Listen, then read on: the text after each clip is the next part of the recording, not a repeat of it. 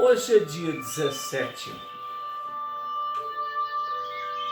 de junho de 2022, são 10 horas e 15 minutos, uma segunda-feira, em Franca, São Paulo. 22 graus aproximadamente, céu limpo, sem nuvens. Nós estamos realizando o culto cristão no lar e optamos nesta fase pela leitura desta obra, Universalismo Crístico. Universalismo Crístico é um livro profético que procura preparar a humanidade para a visão espiritual do futuro, a busca consciente de espiritualidade, em oposição à submissão atual religiosa, que escraviza ao invés de libertar.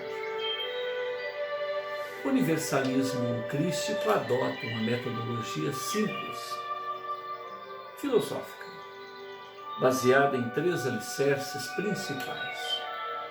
O primeiro deles, amor ao próximo, respeito às opiniões, às experiências alheias, porque cada qual, através de eras incontáveis, caminhou num solilóquio consigo próprio e o autor, a fonte criadora, de tal maneira que somos únicos e não há uma similitude, uma identidade total entre as pessoas, portanto, todos temos opiniões diferentes, experiências diferentes, vivências diferentes. E diante disso é valiosíssima a oportunidade do intercâmbio, do momento em que convivemos com um outro caminheiro da evolução e aprendemos a ouvir.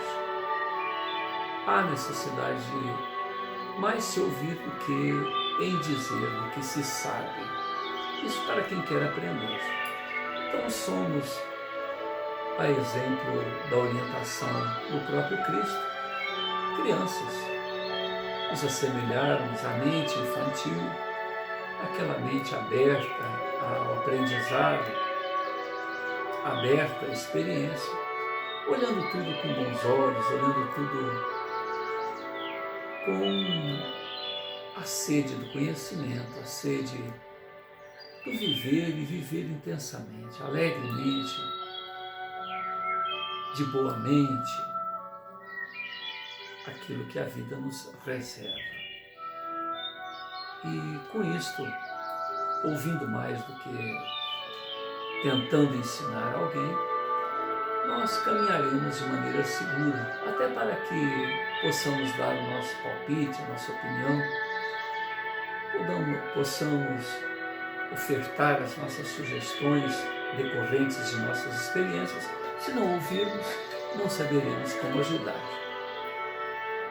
Então, amando e observando, recebendo as informações alheias e ofertando as nossas quando possível, quando oportunas, quando solicitadas, estaremos atendendo ao primeiro preceito do universalismo crístico. O segundo alicerce é a compreensão da lei de causa e efeito através das reencarnações sucessivas.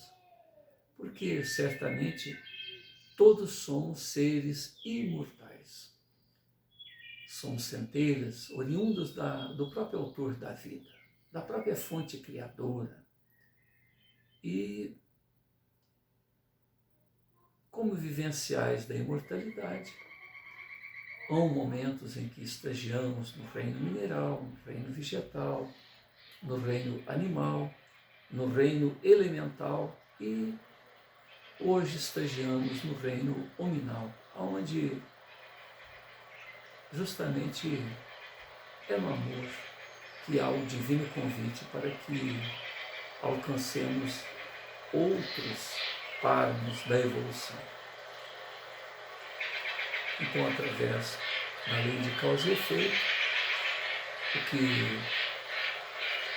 o que fizemos de nós mesmos é onde estamos. E as consequências as quais hão de nos surpreender na sequência evolucionária. E no terceiro alicerce está o acompanhar a evolução. Não se fixar, não se paralisar em paradigmas, em dogmas, em circunstâncias que estão mais afeitas ao egoísmo, ao ego, aos interesses imediatistas, que nada dizem respeito aos valores legítimos, aos valores permanentes, principalmente relacionados aos valores espirituais. Quando se atém a essas introduções temporais nos valores permanentes e se esquece da essência das coisas, nós paralisamos, nós momentaneamente dificultamos a sequência de nossos passos.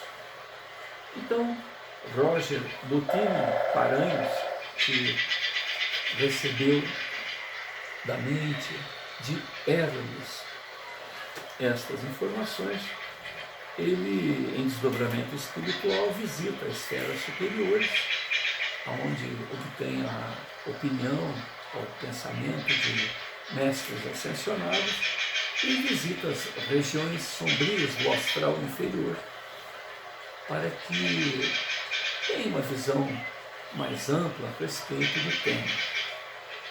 E numa segunda etapa desta obra, onde justamente nós estamos, ele narra a ação de precursores da nova era. Precursores tais quais, tal qual, vamos dizer assim, João Batista, tal qual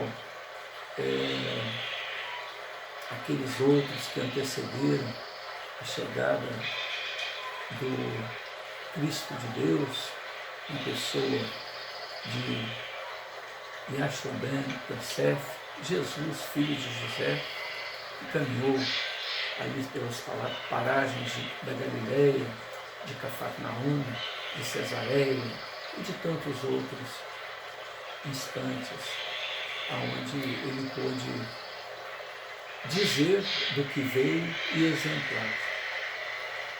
E com isso, esses precursores que antecederam a chegada de Jesus, esse grupo ao qual esta obra vai se referir, as pessoas de Rafael, Tadeu, Érica, Eduardo e tantos outros, jovens adolescentes. Rafael, por exemplo, com 17 anos, tem aí uma capacidade de mergulhar ou de sintonizar com a fonte criadora de tal maneira que ele tem uma intuição para justamente colocar junto à comunidade a qual ele vive, supostamente, vamos colocar como sendo uma ficção. Ele nasce ali na região de São Paulo, capital, uma família abastada, uma família muito, muito rica, vamos dizer assim, onde um próspero comerciante de seguros, ele oferece uma vida muito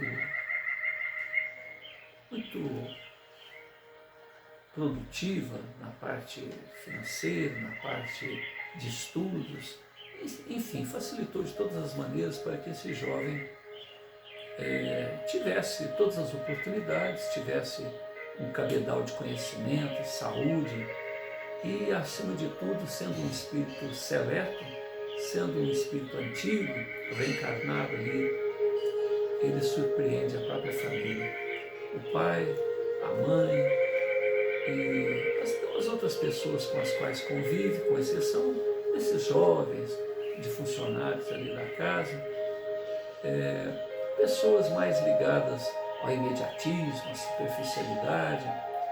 Então, mas eles, tendo a sua experiência, a sua antiguidade, vamos dizer assim, vindo preparado para isso, ele se desdobra a apresentar esses conceitos que estão narrados nesta obra. E no desdobramento espiritual, ele recebe a visita de um outro indivíduo encarnado na mesma época que ele, que se autodenominou Gabriel. E ele informa para o Rafael que ele, Rafael e outros 317 outros jovens, outros espíritos foram preparados para que, à semelhança de João Batista, que preparou a mensagem do Cristo, preparou para apresentar o Cristo aos seus convívos, né? Sócrates também, 500 anos aproximadamente antes de Jesus, também prepara a humanidade para aceitar, para compreender, para ver com naturalidade as informações relativas ao respeito, à fraternidade, à compaixão, né?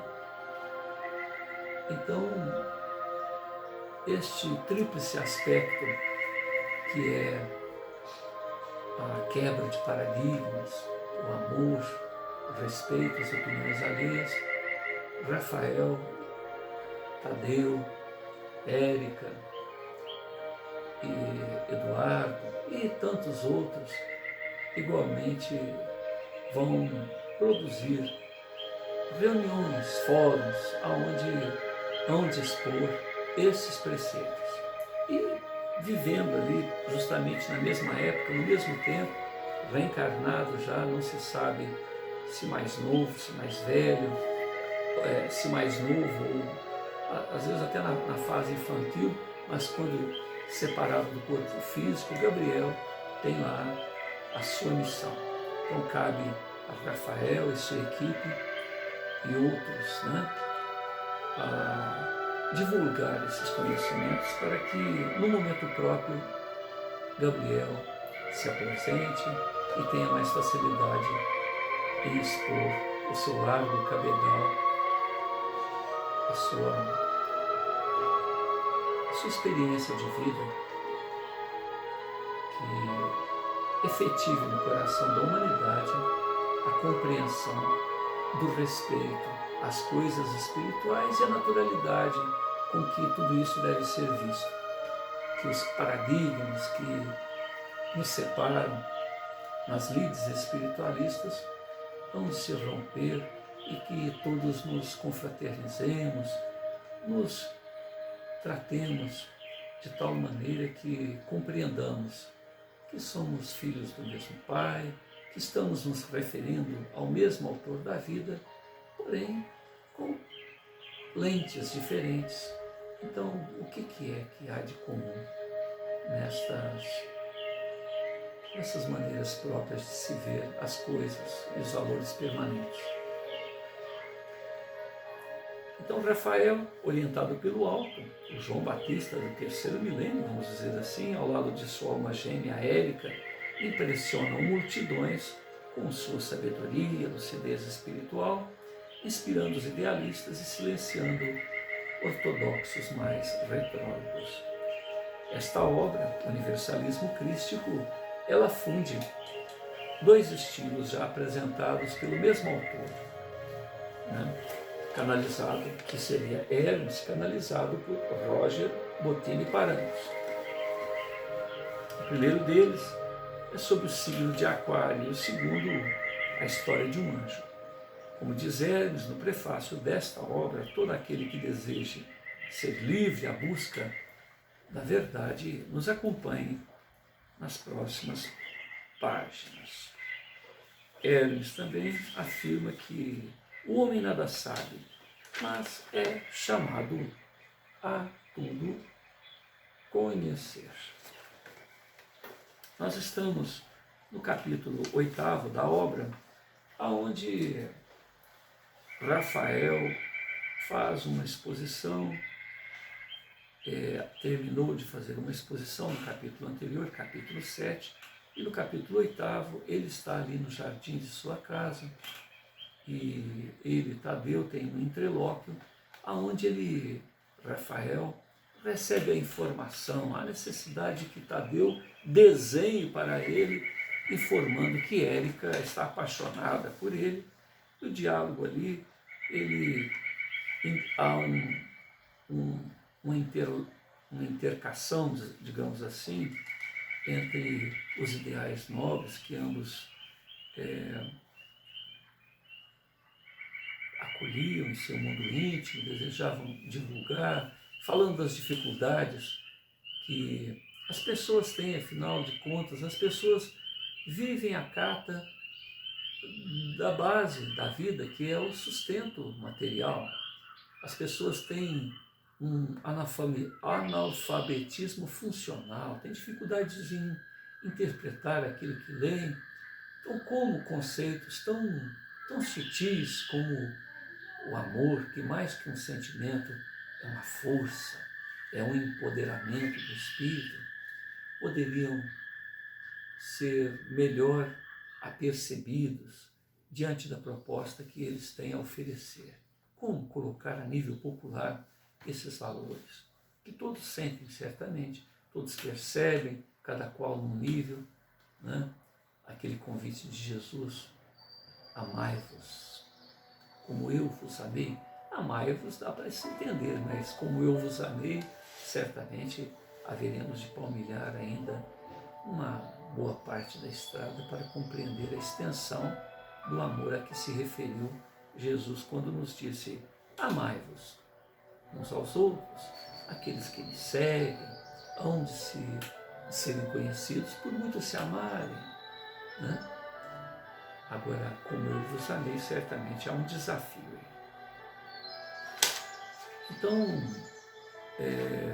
Rafael, ele, após dizer que também, para Tadeu, que ele também ama Laura, né? Mas, para surpresa dele, ele não desconfiava que o amor de Laura era um amor feminino, um amor de mulher por homem, uma outra adolescente, tal qual ele, ambos com 17 anos.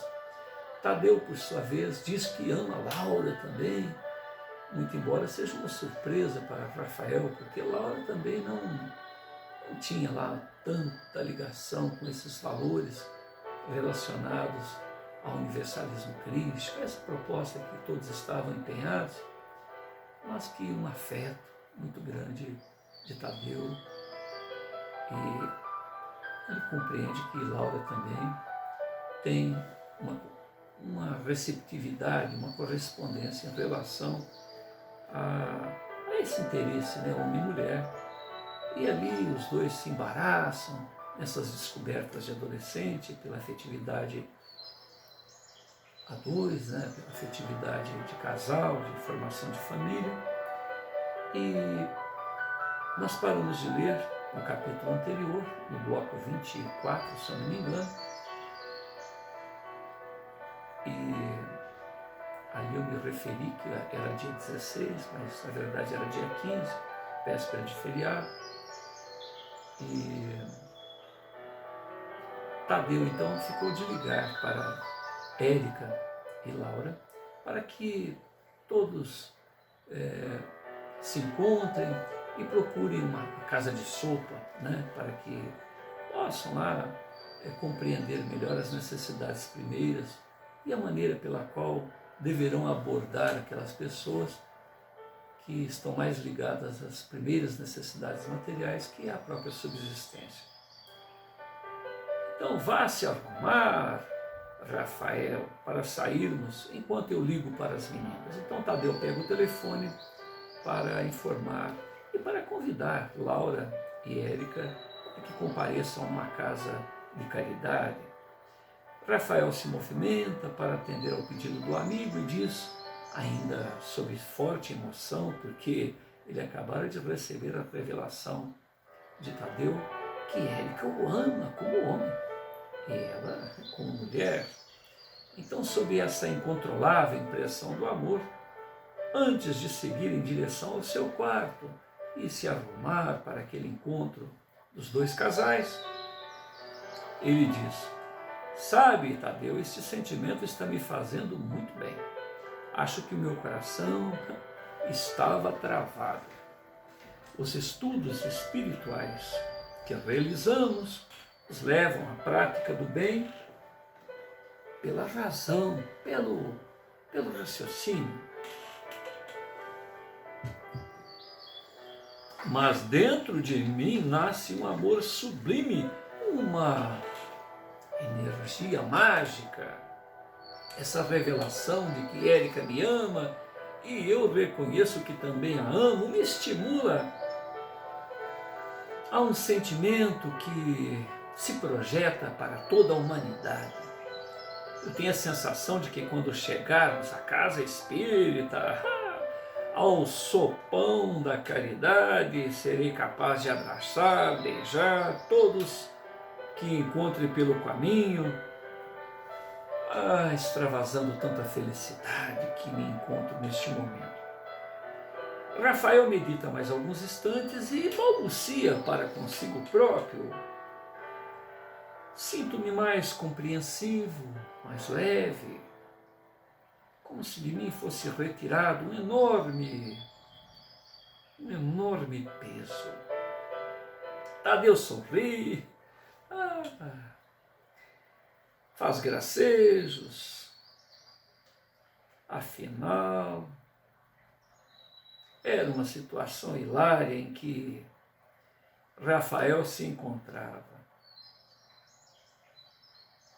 Então Rafael vai se aprontar, parecendo ter sido flechado pelo amor, perdido até mesmo a razão, pernas bambas, as mãos à cabeça, sacudindo, e meio perdido. Pouco mais tarde, 1 hora aproximadamente, os 4 amigos já estão auxiliando ali na casa de assistência, de caridade, em alguns momentos ajudando na elaboração da sopa, outros momentos no serviço de evangelização, buscando a educação espiritual para adultos e crianças. Rafael e Érica trocam olhares a todo instante, numa cumplicidade toda especial.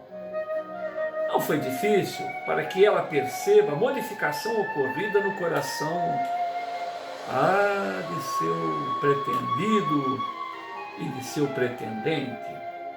Em meio aos flertes, conversam com adultos, com crianças, procurando retirar impressões a respeito de anseios, de necessidades, aspirações de cada um daqueles assistidos, para que possam projetar este laboratório, esta pesquisa, esta experiência, quando na presença de um público maior, quando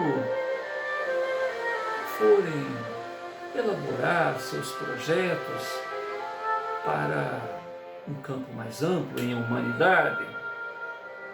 Enfim, pareciam 2 anjos procurando mitigar as misérias físicas, emocionais e espirituais daqueles seus tutelados. Não é preciso citar que a presença de benfeitores espirituais gera uma energia reconfortante. E, enfim, mais do que palavras, como se diz, como se porta, os sorrisos, os gestos, enfim, palavras não articuladas dizem mais do coração do que qualquer elucubração que a mente possa concatenar.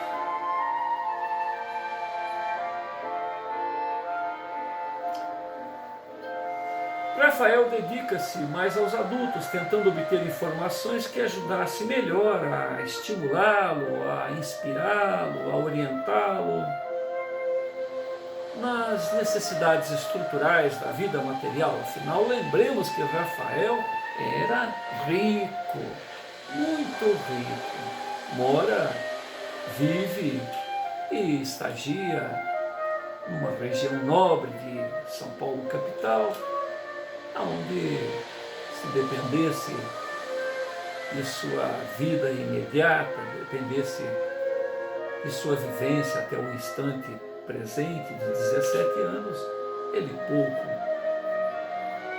passou, ou nada passou em termos de necessidades físicas, materiais. Sua experiência, basicamente, é em observar a vida alheia, observar, ler muito, e se trata de uma velha alma, muito experiente, cuja missão principal é abrir a mente, o coração, o espírito das pessoas, justamente estas, para os valores permanentes da vida. Então, desde muito cedo, de sua avançada capacidade psicológica, ele buscou entender os dilemas das almas infantis, espiritualmente dizendo. Depois da sopa, Érica e o Rafael, ficam meditativos, caminhando ali pelo pátio da casa de assistência.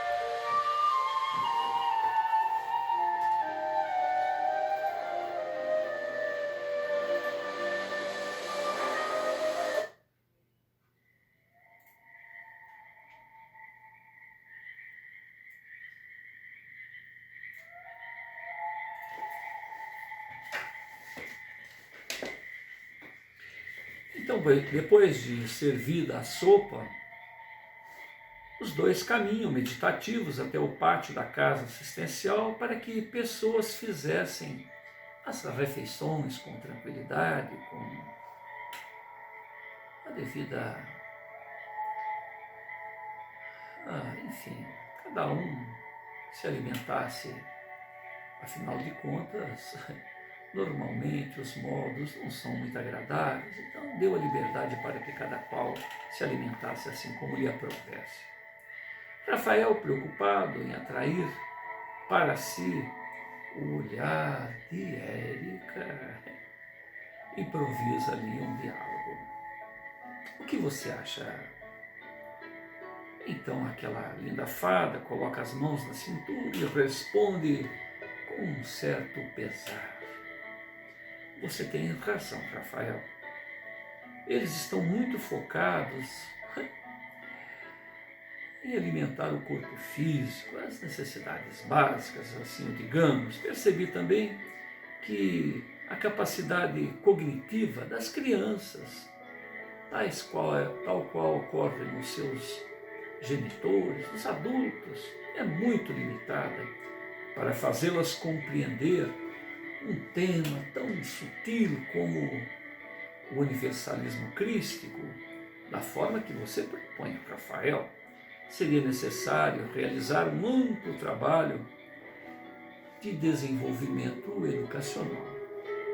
Rafael concorda com a discreta expressão, esforço de Érica em corresponder, em analisar o fato em pauta. E ele, de sua vez, assim diz: eu também observei o fenômeno.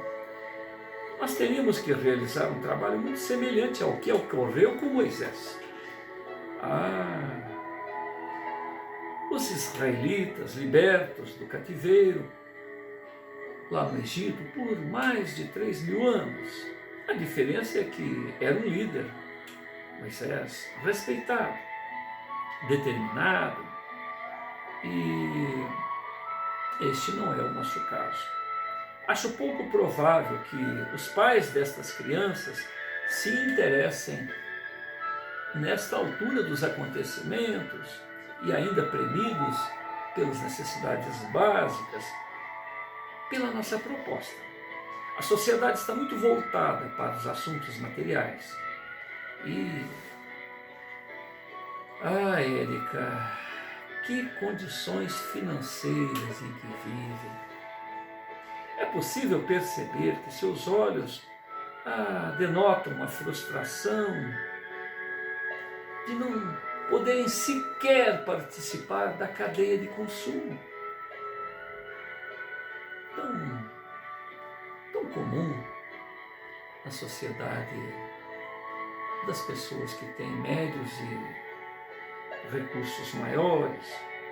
É por isso que o governo estimula a inclusão social, a educação, através de estímulos financeiros. Então, Érica medita mais alguns instantes, tentando somar os esforços, as preocupações de Rafael. Sim, Rafael, a necessidade de ter sobrepujou a necessidade de ser, por causa da eclosão consumista que vivemos nos dias atuais. A sociedade deve ser reeducada. Como um todo. Mas não temos como culpá-los. É difícil viver sem as mínimas condições. É difícil se aguardar que se interessem por algo mais do que a própria subsistência no momento atual em que se vive. Isso faz com que se agarrem à satisfação das necessidades mais básicas, necessidades primeiras. Nós teríamos que oferecer algo que lhes satisfizesse as necessidades imediatas, como o sopão aí que estamos participando na data de hoje. A Casa Espírita oferece o alimento, mas quem vem aqui deve assistir a uma explanação, a uma exposição a respeito dos cativantes, dos emocionantes, dos lúcidos e orientadores preceitos exarados pelo Cristo de Deus. As crianças ouvirem histórias infantis com o mesmo fito. Elas meditam tanto mais e prosseguem. Talvez no futuro possamos criar alguma instituição que realize o desenvolvimento integral das crianças, dando-lhes condições de compreender realmente o mundo e a sua proposta espiritual para que se tornem, para que se efetivem, para que prodigalizem a condição de grandes homens, para que tenham um futuro nobre e participativo, ajudando, por sua vez, aqueles que hão de seguir-lhes no processo evolucionário. Rafael sorri diante do esforço e das nobres elucubrações de Érica e diz: realmente, devemos apostar nas crianças. Elas são o futuro. Lembrando, inclusive, o trabalho catequista de Anchieta, eles realmente se detiveram, deram mais atenção às crianças e foi assim que eles conseguiram cativar os seus pais, as suas famílias. É necessário, Érica, que realizemos, que nos empenhemos em um choque cultural para preparar terreno para estas crianças. Infelizmente não temos como realizar um tanto mais no momento. Certamente, nós particularmente, a nossa equipe, né, vamos dizer assim, temos recursos amoedados para embalizar. Meu pai é um próspero vendedor de seguros e ele está muito empenhado, muito envolto nesses nossos ideais, nessas nossas propostas, e certamente ele e outras pessoas que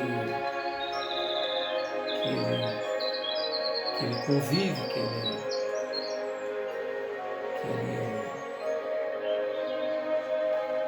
enfim, ele pode nos ajudar também nessa parte, mas isso é um trabalho a médio e longo prazo. Infelizmente, não há como realizar assim de inopino. Os adultos que se entronizam é porque possuem uma capacidade reflexiva mais desenvolvida. Mas, sem dúvida, as crianças são a nossa meta.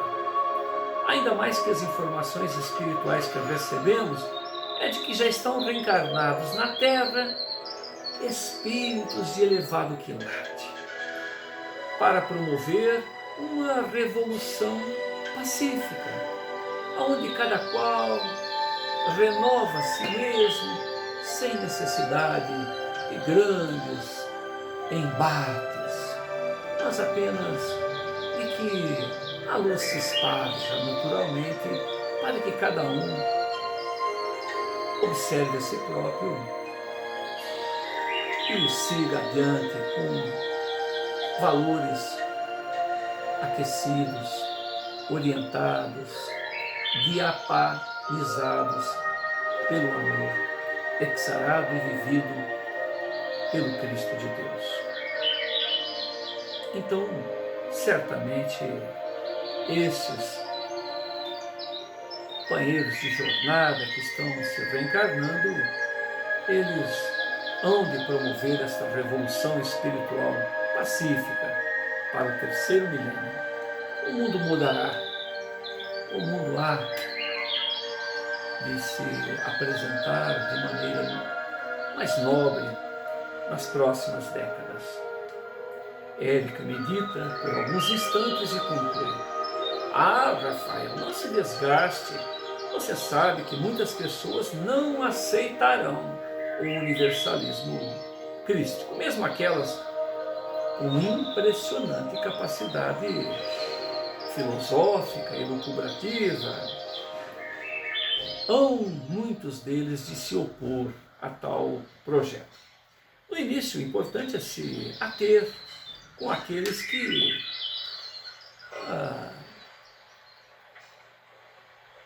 aceitam, compreendam os conceitos que você se empenha tanto, se esforça tanto por mostrá-los. Em um segundo momento, nós trabalharemos para resgatar aqueles que ficarem à margem. Nós precisamos desenvolver uma base segura para aqueles que já se engajaram neste projeto, para que, de sua vez, estejam em condições para que, como vivenciais do amor, sejam espelhos para outros convívios, para outros companheiros de caminhada evolutiva. E aí, vivenciais e conceituais desta nobre tarefa de amar, compreender as necessidades do outro, respeitar os limites de compreensão do outro,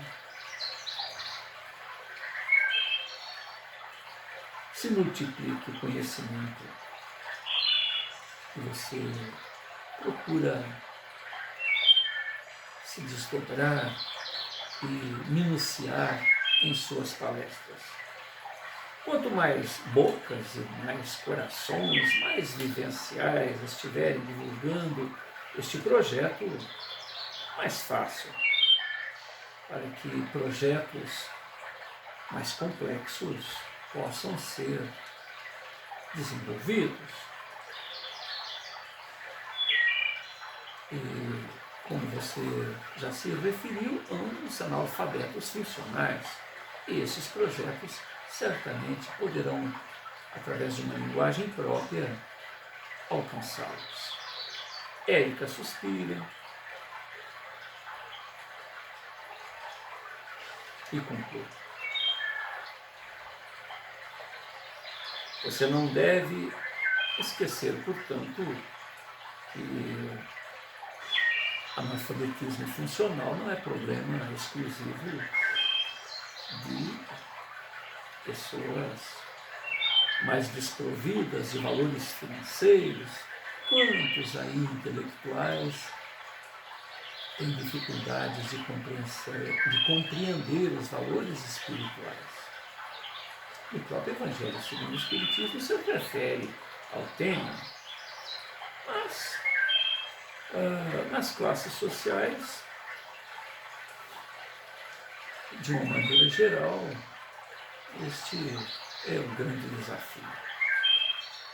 Compreender-se aquilo que se lê, a necessidade de maturidade para que determinados temas sejam compreendidos e aceitos. Cabe a cada um de nós vivenciais desta prática, vivenciais dessa realidade, e colocando a sementinha e cuidando para que ela se desenvolva. Rafael sorri por alguns instantes, observando de maneira especial aquela boca, aquele olhar, o som cativante de suas palavras, a convicção com que o diz, o brilho nos seus olhos, e a cada nova expressão, a cada gesto, Érica, a sua natural postura, a sua maneira de ser, cada vez mais prende o coração do Rafael, que mitiga, quase que suplica um instante a mais na presença daquela musa inspiradora. Então, um amor eterno vinculado entre os dois desde há um bom tempo. Rafael relembra as palavras de Tadeu. Você ama, cara. Érica te ama também, cara. Você ainda não percebeu? Sim, Rafael realmente, nesse instante em que vê ali a sua musa exalar conceitos lúcidos, claros, diamantinos, se rende a este amor. Sentimento puro, acima de um mero desejo de contato físico,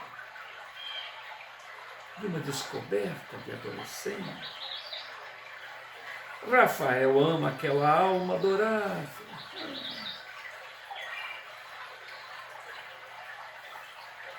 Um afeto puríssimo que sequer consegue explicar. Ele deseja tê-la como o ar que respira, o sol que aquece. Ele quer protegê-la, guardá-la, como se fosse uma joia preciosa.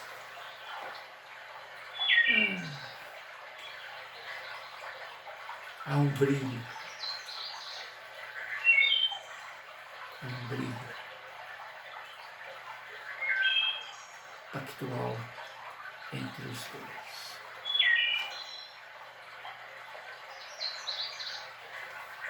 Então ele tenta racionalizar aquele sentimento, aquele embaraço, e diz que talvez tudo isso fosse apenas fruto da união, dos ideais que ambos pactuam, ou apenas uma misteriosa sintonia de objetivos.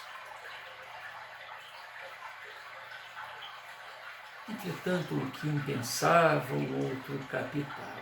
Já quase que não havia necessidade de palavras para que ambos reconhecessem o que estava na alma e no pensamento um do outro. E depois dessas reflexões, em um gesto que lhe era pouco comum, Rafael toca carinhosamente os cabelos de Érica, quase que num embaraço, e diz: obrigado por estar comigo nesta caminhada. Eu não sei se conseguiria seguir adiante sem a tua companhia, Érica. A princípio, ela se surpreende com aquela atitude inesperada de seu amado. As palavras meio embargadas do rapaz, e ela corresponde àquele esforço de Rafael, toca nas mãos dele e diz: pode ficar tranquilo, Rafael, estarei sempre com você. E este sempre com você era fruto de profundas reflexões. Era muito mais que a vida material. Até os últimos dias de minha vida, Rafael. E ela suspira. Aquela frase de Érica certamente tinha um duplo sentido. E Rafael percebe. Ele respira. Tenta conter-se, porque suas pernas certamente quase que não mantêm o peso do seu corpo. Alguns instantes de silêncio pactua palavras não articuladas de ambos. Instantes que parecem eternos, tal qual eterno é o sentimento nutrido por aquele casal.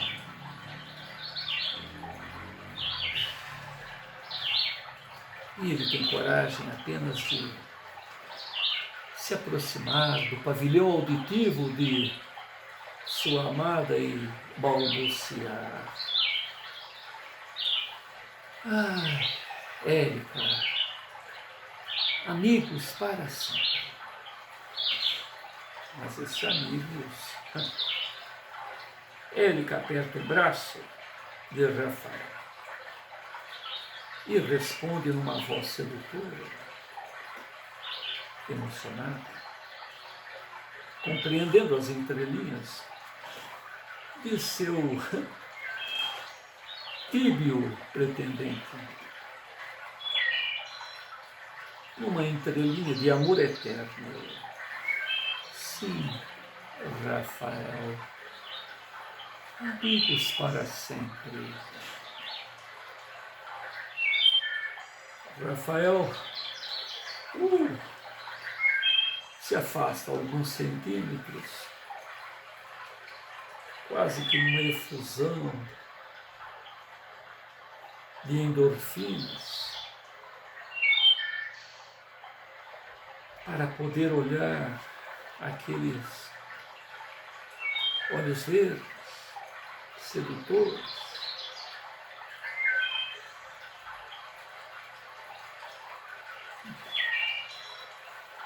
e num misto de insegurança e já de paixão,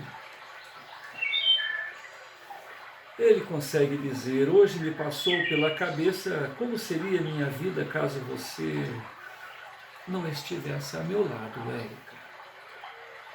Como amiga, é claro. Como amiga, é claro. Eu senti uma ausência, um vazio muito grande, só de pensar que você não poderia estar participando de minha caminhada por este chão da terra e, quem sabe, no mais alto. Érica estranha a insegurança do amigo e, em tom jocoso, responde: mas sem você, Rafael, onde eu estaria? Para onde eu iria? O que mais eu poderia fazer longe de sua convivência? Rafael perde as palavras. Não sei, Érica. Eu pensei que sua ausência me faria muito mal. A bela menina, de olhos cor de jade,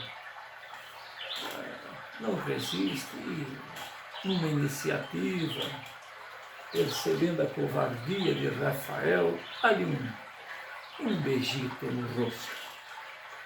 Não seja bobo, meu amigo. Não vou a lugar nenhum. Ambos sorriem, num embaraço natural. Decorrente deste pequeno e sincero e embaraçado diálogo, dão um abraço meio controlado. Rafael meneia a cabeça, meio embaraçado, e tenta conter as lágrimas, decorrentes de uma alegria incontrolável,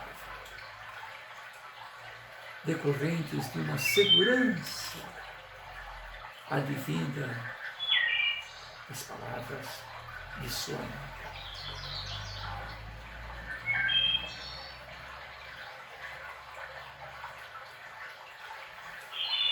Érica, às vezes as pessoas mudam para outros lugares, a vida faz com que necessidades várias, a escola, o trabalho,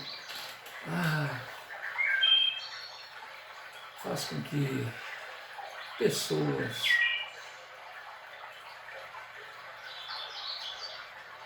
tão emaranhadas umas nas outras, como nós dois, se distanciem, e eu não sei como poderia me comportar ou estar sem a sua presença. Érica, tentando desembaraçar os dois da situação natural, decorrente da falta de experiência nesses assuntos do amor, mas ela, como mulher, tem lá os seus recursos afetivos, e ela diz: Rafael, você está estranho hoje.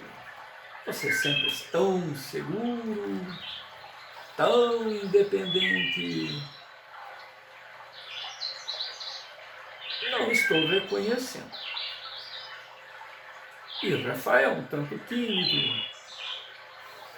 E aí, não há como esconder o seu olhar perdido, seu olhar sem rumo, sem norte. Tenta desviar do olhar magnético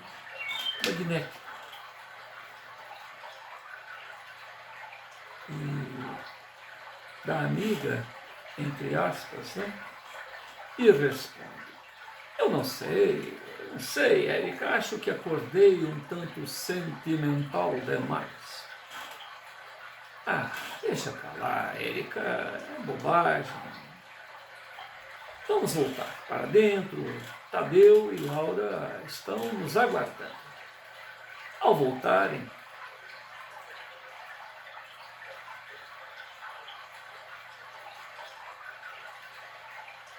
ambos têm dificuldade em se tocarem. Caminham lado a lado, um tanto distantes um do outro. Muito embora o desejo incontrolável de trocarem um ósculo e abraços efusivos.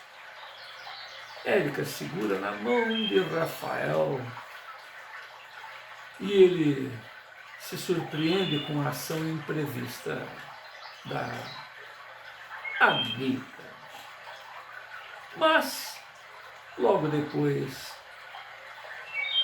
vem a surpresa. A Érica, então, naquele toque, percebe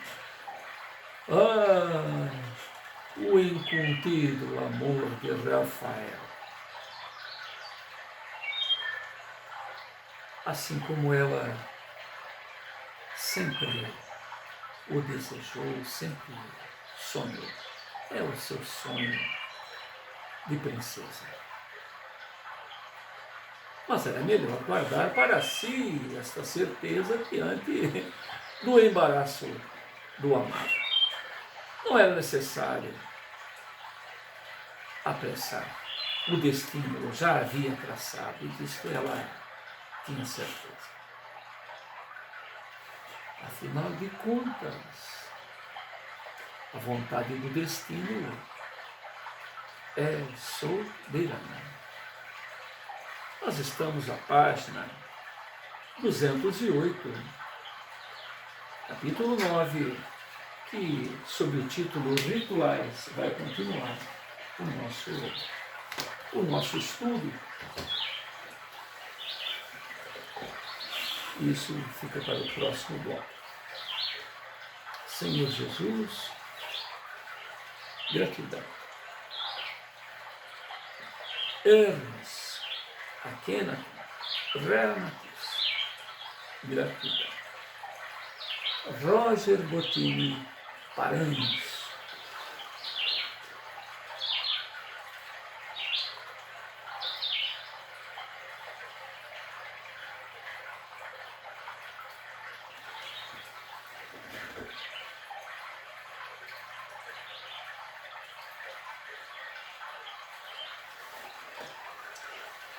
Roger Bottini Paranhos, que pode ser encontrado através do próprio nome na internet, Roger Bottini Paranhos, ou Universalismo Crístico.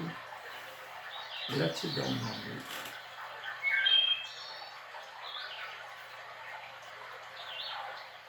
Rogamos ao Pai Celestial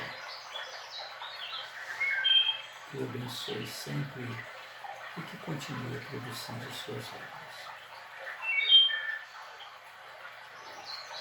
Rogamos aos amigos espirituais que, mais do que tudo aquilo que tenhamos lido, todas as nossas palavras, que magnetizem este esforço para que cada um de nós, quando assistirmos, reassistirmos essas imagens, de modo inarticulado, os amigos espirituais possam nos insuflar o valor do amor incondicional, do amor de família, do amor de homem e mulher, do amor de irmãos, que é a razão pela qual o Cristo de Deus colocou Jesus, filho de José aqui na terra, e durante 33 anos não fez outra coisa senão nos mostrar esta força cósmica, esta energia de empoderamento que nos permite ascender junto à fonte criadora. Muita paz a todos.